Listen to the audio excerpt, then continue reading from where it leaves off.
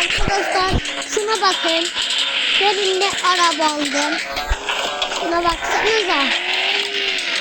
Siz abone olun diye sert video çekiyorum. Bu araba oynuyor. Ve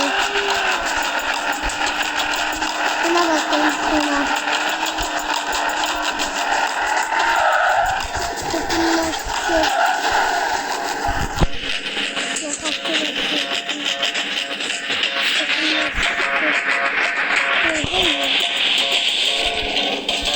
Arkadaşlar bugün sabah bayramı.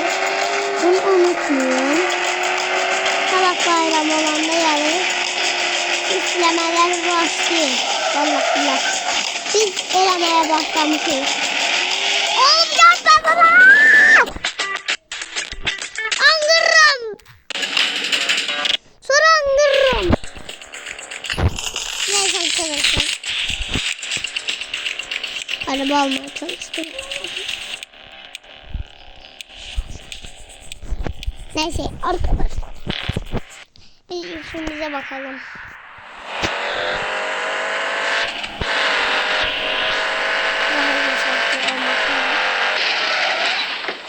O maşında hızlı.